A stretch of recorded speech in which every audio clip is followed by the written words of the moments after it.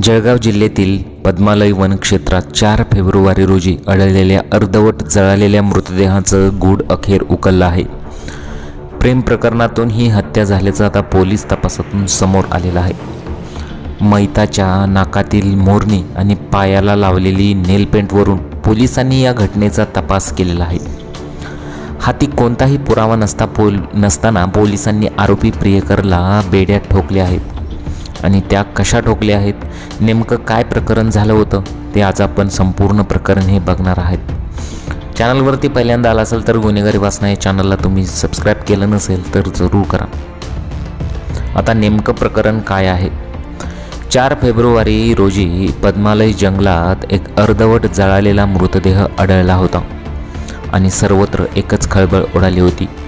आता आरोपीने ओळख पटू नये म्हणून चेहरा आणि छातीचा भाग ज्वलनशील पदार्थ टाकून जाळला होता।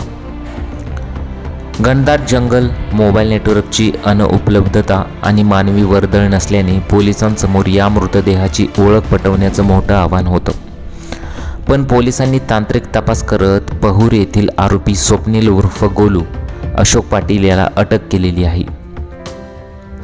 पहुर येथील स्वप्नील उर्फ गोलू अशोक पाटील वय वर्ष 21 आणि मयत आकांक्षा उर्फ अजय हेमराज गर्दे यांची ओळख एका पाणीपुरीच्या गाडीवर झाली होती। आकांक्षाच्या सौंदर्यावर स्वप्नील भाळवला आणि त्यांच्यात प्रेम संबंध निर्माण झाले। मात्र काही दिवसांनी स्वप्नीलला समजले की आकांक्षा ही तरुणी नसून ती तृतीयपंथी आहे। आकांक्षा ही तृतीयपंथी असल्याचे समजल्यानंतर स्वप्नीलच्या मनात राग निर्माण झाला। त्यातच आकांक्षाने त्याच्याकडे लग्नाचा तगादा लावला। या त्रासातून सुटका मिळवण्यासाठी स्वप्नीलने या प्रेम कहाणीचा क्रूर अंत करण्याचे ठरवलं। त्याने आकांक्षाला फिरायला नेण्याच्या बहाण्याने पद्मालय येथे नेले।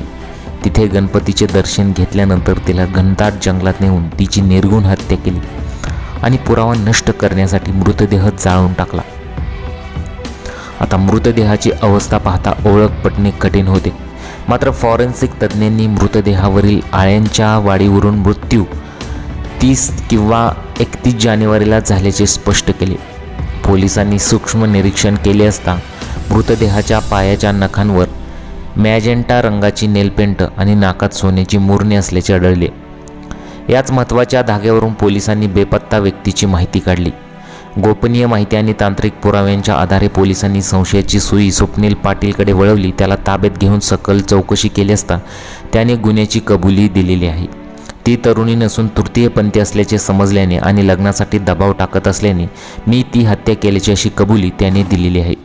आता पुढचा जो तपास आहे ते अजून पोलीस करत आहेत।